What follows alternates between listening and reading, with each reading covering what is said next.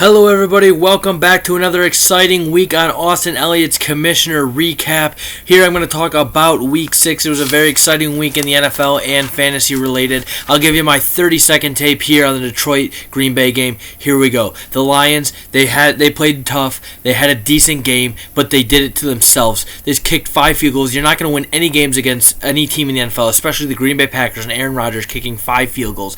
Their red zone inefficiency caused them the game. Their mistakes, the penalties that they caused on their own, that lost them the game. I know that there were bad calls, sure, that didn't help, but in the end, the Lions did this to themselves. I think they're a strong team. I'm still thinking they're going to win 10 or 11 games and get in the playoffs. I'm pretty confident in that. It was a loss. It hurts. We're moving on. Vikings this week. End of story. We're done talking about it.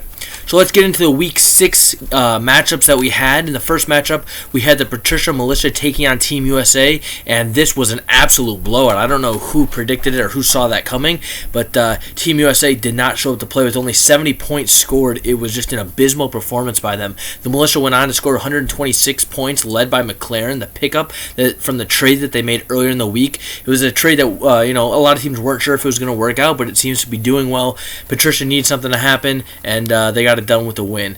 Outer Space, We Don't Kneel, and the Mud Dogs. The Mud Dogs ended up winning this game by 4 points, taking down the undefeated Outer Space, We Don't Kneel. Hats off to you, Mud Dogs. That was a good win for you. Keenan Allen had the chance to seal it for Outer Space on Monday Night Football and didn't produce. I think he ended up getting 3 points or something. He was not a factor, and that caused a loss for We Don't Kneel.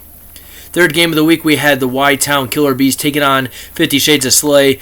I don't really have to read anything. We know 50 Shades of Slay lost. It was a beatdown, and that is what that is.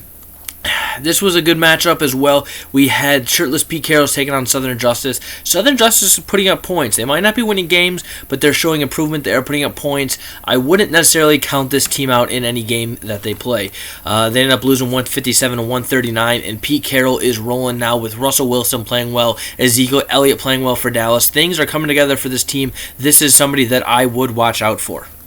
In the last matchup of the week, we had Inglorious Staffords taking on the undefeated Hotel Motel Galladay Inn. And what do you know? Inglorious Stafford goes into town and comes out with a victory, winning 119-96. It wasn't really that close. James Conner needed a 50-burger on Sunday Night Football to get that win, and it did not happen. Congratulations to Inglorious Stafford, knocking off the number one team in the power rankings for the last 5 weeks or so. Your team was led by Nick Chubb and Carson Wentz, so congratulations to you. These were, like I said, very exciting matchups. We had the 2 undefeated teams go down, so now everybody at least has one loss. The division races are getting closer. Once again, keep in mind the top 3 teams from each division are going to go to the playoffs, and the bottom 4, well, you play to not be the biggest loser of all. So these division games are very important. There's a lot of weight put on them, so you got to make sure that you're playing the right players at the right time. And I will make this announcement one time. Stop leaving inactive players in your lineups. I don't like to see it. I won't stand to see it. If you're unable to keep up with your team, you're unable to be in my league. I will not tolerate anyone not attending to their lineups. You will not get an invitation last year if I continue to see it. This is not some scrub league. I got people dying to be a part of this, and if you are going to sit there and not touch your team and leave roster spots on your lineup just blank, then I'm going to kick you out. That's it. Bottom line there. Let's move into the power rankings. This is exciting, probably the biggest shakeup we've had this whole season. Rolling in at number 10, you can already guess it. It is 50 Shades of Slay, winless. Sitting number 9, I have Southern Justice. Once again, they are putting up points, but they're still unable to win the games that they need to, and I just don't really see it improving going down the road. Number 8, this is a big drop for them. I have Team USA. They have not been able to pull it out the past few weeks. They're not really playing well. Got off to a decent start, but this is a team that's not really making any moves. Once again, they left inactive players in. It's disgusting. It's abysmal. I won't care to see it, and they're sitting at number 8 for a reason. Number 7, I'm Inglorious Staffords. This is a move up. We've had him 9 in the past few weeks. He got a win. He's moving up. Things aren't looking too bad for him. He's in a division where only having 2 wins doesn't count him out of the race. So, it's exciting to see what's going to happen with him. In the 6th slot, I have Y-Town Killer Bees. Once again, this is not a terrible team, but they're just not getting it done in every aspect, and I don't see them making any moves at all, not on the waiver wire, not in trades. I just don't see a whole lot of activity with them, but they're staying in the game. Number 5, Patricia Militia. This is a team you need to watch out for. This is a team that's making moves. They're taking down opponents. It's unfortunate that they traded with the Mud Dogs, the sleaze bag, terrible ownered Mud Dogs. They trade him a guy that goes out and tears his Achilles in the first quarter or whatever. That's trash. I've never seen something like that. They obviously knew that something was going to happen, so that's why they moved Disley, but it is what it is. The Patricia Militia organization learned their lesson, and that's an owner you might not want to do business with because he's going to give you a terrible product, an injured product nonetheless. But in one of the trades, they got McLaren, who was their number 1 scorer, and they finally get some depth there at the wide receiver core, so it's exciting for them. We'll see just how they handle this moving forward, and hopefully they can string together some more wins and move up in those rankings. Number 4, Hotel Motel Galladay Inn. He was sitting number 1 for so many weeks, but unfortunately he lost. He lost to a really bad team in Gloria Staffords, and I just don't see it working out well for him this week. I think he'll go down again, and going forward, I just don't know if this team is going to be able to carry this momentum. We'd love to see it. Once again, it's the feel-good story of this year, but I'm just not sure how much more it'll continue for. Sitting number 3, Shirtless Pete Carrolls. Like I said, Russell Wilson, Zeke playing very well. So congratulations, Evan. You're getting the job done. I think this is a team to watch out for because especially those two guys, when they get going, there's nobody in the league that can stop them. So this is a team that is going to go deep into the playoffs. Sitting number 2, I have Outer Space We Don't Know. This team puts up points and they win games, but I don't know how long they can sustain it. Christian McCaffrey on a bye.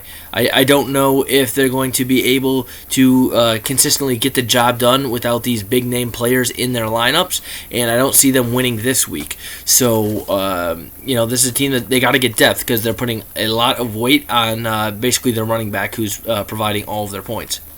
Number 1, once again, bad owner because he trades away hurt players, but Mud Dogs, you're sitting number 1 this week. Congratulations, you're playing well, you're putting up points, you're winning games you need to win, and you're taking down big-name players. So, keep it up. You're looking pretty well. I know you're going to be a tough team come playoff time, and keep grinding it out.